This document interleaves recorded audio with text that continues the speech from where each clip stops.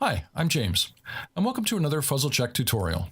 In this video, we're going to look at the differences between the Standard and Pro editions of Fuzzlecheck 4. Fuzzlecheck 4 is offered in 3 different editions. Each edition is designed with a particular user and type of project in mind. In this tutorial, we'll compare the Standard edition with the Pro edition. We'll look at the Standard edition first, and then we'll look to see how the Pro edition's added features can be further utilized on your project. And if after viewing this tutorial you feel that your project requires more features not offered by these editions, then please check out the Units edition. Okay, let's get started. The Standard edition offers basic project scheduling with screenplay import, a number of useful printout options, a project calendar, contact and conflict management, and more. This edition is designed with small to medium-sized shoots in mind, with little need for extra features that would otherwise go unused, or for simply doing breakdowns for initial budgeting purposes. Now, I am demonstrating the online version of the Standard edition, as denoted here by the blue cloud button in the corner. And other than the ability to collaborate with other team members, the online and offline versions are virtually identical. And keep in mind that with the online Standard edition, you can have up to 4 team members collaborating on the project. So like all editions of Fuzzlecheck 4, the Standard edition offers script importing. Go to File and down to Import and over to Import Script. Fuzzlecheck 4 has the ability to import a PDF of a properly formatted script, and it will generate strips for each scene with set, interior, exterior, day-night elements, as well as ID your speaking roles. It will even generate a proxy synopsis from the first couple of lines of the scene description. This is a huge time saver when inputting your script for your initial breakdown. What used to take hours now takes minutes. For inputting elements manually, we have the inspector here, where you can input elements for each strip from the categories listed, as well as alter the strip general scene information. Across the top of the main board here, we have the unscheduled area and the tabs that take us to our different scenarios. The unscheduled area is where Fuzzlecheck 4 stores strips that aren't being used in the scenario that is visible at the time, and you can move strips there simply by dragging them over. As for scenario tabs, we have a default board, scenario 1 and scenario 2, and a script order tab. The default board and script order tabs are automatically generated when you import a script, and you can have as many different scenarios as you'd like. To generate a new board, you have the choice of right-clicking on a tab and duplicating an existing board, renaming it, and continuing from there, or you can click on the plus sign and choose Add Board here. This puts all the strips in the unscheduled area so you can start from scratch. This is also where you turn the tab visibility on and off. To delete a board, right-click on a tab and hit Delete and Delete. Above the scenario tabs, we have the 3 buttons that we will use to build our boards: the Add Sheet button, the Daybreak button, and the Banner button. Adding a sheet simply generates a new blank strip with the next available scene number. Daybreak adds a black day strip, and depending on where you put it, the date is automatically selected based on the scheduled start date here. And Banner inserts a banner into the board below where you have a strip highlighted. A neat thing here, you can use banners as reminders by unclicking this box in the inspector, and then the banner will not appear on any printouts, only on your main window. You'll see if it goes italic, it tells you it won't be printed. Now let's look at the categories that the Standard edition comes with. Clicking this plus sign brings up this pull down here that shows the visibility of the categories across the top of the main window here. These categories represent the columns in the main window, and they include cast, extras, special effects, visual effects, etc. The Standard edition offers 14 categories in total, and that should be more than enough to get you up and running. We'll come back to categories when we look at the added features in the Pro edition. You also get these 3 notes columns here at the bottom. These columns can be moved around as needed simply by clicking and dragging them where you want them. Another feature of the Standard edition is conflict management. You'll see here the number 3 has a red circle around it, and that denotes an availability conflict for that actor. Hover the mouse, and you get the notification that Daphne Portelli is flying home on June the 18th. We can use conflict management for any element, such as for when a location is not available on a particular date. Here we get the notification that the Internet Cafe is not available on June 19th. All of these conflicts are inputted using the category management window. Here, for example, is Daphne Portelli's contact window that also has a calendar with all the important dates that have been recorded for her so far. This includes her shoot dates and also her not available dates. Here she's on another show, here she's traveling, and here she's at a theater rehearsal. Next, in the Fuzzlecheck 4 Standard edition, we have the calendar, here. Here we have the ability to add our own production calendars, as well as adding some of the more widely known national holiday calendars. These calendars automatically add country-specific statutory holidays to your schedule. Here we can add the American stats, and in doing so, we can also set the default days of the week that are going to be days off. Sunday is off by default, and we'll add Saturday. And below the stats calendar, we have our own production calendars. These are added here and can be labeled and colored any way you'd like. Let's add meetings and color it yellow. Meeting is now added by clicking the plus sign, putting the times in here, and then choosing meeting here. Below the production calendars is the availability calendar, and this can be used for cast, crew, and sets. Now this column here is the cast list, and when I click the settings wheel, I get the option of which list is to be visible. If we check sets, we see that the cafe that has an availability conflict is visible here. Keep in mind that the conflict management runs on the contact info of a particular element. Below that is a mini board that represents the schedule that is visible, with these icons representing the scenes on any particular day. The next features of Fuzzlecheck 4 Standard Edition we'll look at are the print options, accessed here with the print button. And here down the left side are the different documents that you can print from the Standard Edition. There are various schedules, breakdown sheets, and reports, such as this cast and crew list, as well as a day out of days and a call sheet. These reports are all exportable as PDF, and depending on the report, some are exportable as text or spreadsheet documents. Now we'll come back to the print window when we are looking at the Pro Edition to see the added features it offers. Now this is the online version of the Standard Edition, which means we can collaborate with up to 4 members of our team. If we click on the Users button, it brings up the identified users list, and we can see here that right now it's me. I'm considered the owner of the project, and Karis, and we can both access this project from anywhere. Okay, that's a quick summary of the Standard Edition. Now let's take a look at the Pro Edition of Fuzzlecheck 4. As we're demonstrating the online version, let's start where we left off on the Standard Edition, and that's with User Access Rights Management. In the Pro Edition, now when I click on the User button, I get the Access Management window instead of just a list of users. Remember, in the Pro Edition, I can have up to 8 team members collaborating on the project with me. They don't have to purchase a license, I just have to invite them, and they have to be registered Fuzzlecheck users. Now, there are 3 levels of user in this version of Fuzzlecheck. The administrator is usually the person who sets up the project online and invites the other users. But I can grant administrator status to a team member. Then there's the normal user, who is a team member with varying degrees of access, and an inactive user who has had their access rights turned off. Let's look at the normal user's access rights management. Now this column here is how we grant access rights to the various sections and categories of the online project. For example, right now Karis has write access to all aspects of the project as denoted by the green pencil icon. Clicking on the pencil allows me to change that access to read-only or no access.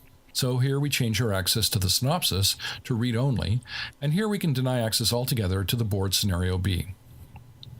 Another difference between the Standard and Pro Editions is the Pro Edition allows users to enter how long it's projected to take to shoot each scene.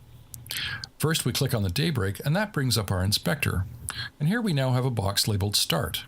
Here's where we input our call time for that day. Let's say 8 a.m. And then if we go back to scene 2, we see there's no duration yet as denoted by the 0 hours. Double click here and we get a pull down to input the hours and minutes of estimated shooting time. That same pull down is accessible here in the inspector. You'll notice that Fuzzlecheck 4 has calculated the total shooting hours for the day here and here. Now you remember how Fuzzlecheck 4 Standard Edition showed us availability conflicts. If we go back to calendar, we see that the actress Daphne Portelli has a conflict here. She needs to fly home on the 18th and back on the 19th. Click on the conflict, and we see that she's flying in at 10 a.m. And that's possible because in the Fuzzlecheck 4 Pro Edition, you have the feature of setting unavailabilities not only by days, but by times within days. Now, we'll have to deal with the conflict on the 18th separately, but maybe there's something we can do with the conflict on the 19th. The conflict is with the first scene of the day because we're starting at 7 a.m. Now, pushing the call is probably not feasible, but if we flip the scene so she works later in the day, that does fix the conflict. You'll notice a nice touch where Fuzzlecheck 4 actually stripes the highlights if they are denoting a time conflict within a day. Now here we notice a red highlight around the call time of that day strip. Fuzzlecheck 4 Pro Edition takes conflict management a step further with a feature called Rest Period Management. We find that here under Tools. And here we have a pull down that allows us to define the minimum rest period or turnaround between days. The call time on day 2 is 7 a.m., but the scheduled end time of day 1 is 9 p.m. and there is a conflict noted. And to find out why, we go to the rest period and see that the turnaround is set for 12 hours. But our union agreement says minimum turnaround is 10 hours, so we set it for 10 hours and the conflict goes away. And while we have the inspector open, here's another set of features that's offered by the Pro Edition. We now have boxes that allow us to display specific days as days off, We can mark a day as never a shoot day. Here we can renumber our shoot days from a specific day forward, and here we can fix a specific shoot day to a specific date. And we use this for inserting hiatuses and other designated off periods, like extended travel days within the schedule. An example of this is here, where day 5, Friday, June 22nd, is the last day of shooting for this week, but the company is going on hiatus for a week, so we fix day 6 to the Monday a week later, and the schedule picks up from there. The Pro Edition gives us the ability to create up to 9 templates for generating banners that you use often. Right-click the banner and save as template.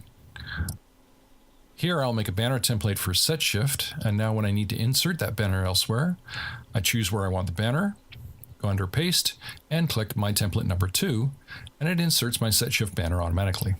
Now these banner templates save automatically, so they're always there, and you can just write over them as needed. Okay, now another cool feature in the Pro Edition is automatic boards. Automatic boards are denoted here with the title of the board in italics. This one says Scenes with Nina, and we use automatic boards for filtering the strips. Here we can see the filter on the Scenes with Nina board has the following criteria chosen. The cast contains Nina. Now I could reverse this and ask the auto board to show all the strips that don't contain Nina, and I get this.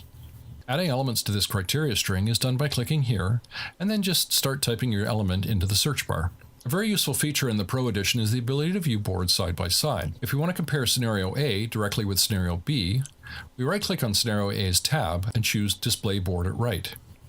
We now have both boards open for a comparison, and they can be scrolled independently of each other. For direct comparison, we can click this Scroll View by Date button, and it then locks the boards by date so they can be scrolled together. The next feature we'll look at is Fuzzlecheck 4 Pro Edition's Link Manager, found under Tools here. This allows the user to connect elements that will always appear together so they're inputted together. An example would be here. We have the security guard, and we've already linked his gun so that it always appears when he does. But what about the gun wrangler? We can create a link between the gun and the weapons handler so they always appear together, like so. The link is inconsistent because these elements have been input separately before, and now we're asking to link those occurrences as well. Update, and now when we add the security guard to a new scene on a new day, his gun and its handler follow along. Now let's go back to the categories across the top here. Let's click on the plus sign, and you'll remember in the Standard Edition you had 14 categories and 3 notes columns to work with, whereas now in the Pro Edition you have the ability to add columns here and notes columns here. These categories and notes columns can be set to private, so they're only visible to you, and you can choose a custom icon for each category by clicking this icon and choosing from this menu of pictures. Okay, we'll close this out and move on to see the Pro Edition added printing features. Click Print, and here's our print window with the reports down the left side. Here we have our various schedules, reports, and day out of days, etc. Unlike the Standard Edition, the Pro Edition now allows you to edit the layout of each report. We click on the Layout Editor here, and that brings up the editor window. You'll see how the editor lines up with the preview, and if we click and drag things around, the preview updates in real time. Columns can be resized or added and deleted as required. And then, for example, I'll move Script Day to this column, and then Pages to this column. You can edit the strips themselves, or choose the Comments Editor or the Daybreak Editor here. If you don't want the extras count on the daybreak, simply remove it like so. The title page gets its own editor here, and if we click on Page Settings, we get another menu for page setup where we can alter the page layout itself by switching between portrait and landscape, changing margins, turning color on and off, and then finally a third editor allows us to customize the individual headers and footers. Now this is a very powerful and useful feature that welcomes a lot of experimenting, and we'll cover the design possibilities in depth in another tutorial. While we're here in the print window, we should look at a very useful report. This report is available in all editions of Fuzzlecheck 4, but because the Pro Edition allows users to add categories, this report is directly affected, and this is the shooting period report. Any category, we'll show the cast for now, is listed with all their applicable dates. Here's Daphne, who plays Nina, and we'll see her shooting dates, the scene she's in, as well as the date she's unavailable. Now we can use this as a comparison report by clicking this box here and asking Fuzzlecheck 4 to compare with a previous board, in this case Scenario A. Now we get her new dates, her old dates, and whether or not she has added or subtracted days is noted with this number here. So because you can use this report for any category you've added in the Pro Edition, it becomes very useful for comparison purposes, especially when you click this box that lists only elements with updates. And finally, we'll look at the added features of the import function. click File, scroll down to Import, and where in the Standard Edition there was only Import Script, we now have the option of importing other elements from previous projects as well. Here we can import sheets, boards, contacts, elements, and printouts. And that concludes our comparison views of the Standard Edition and Pro Edition of Fuzzlecheck 4. Please check out the other tutorials, and if you have any questions, feel free to send an email to info@fuzzlecheck.com. Thanks for watching.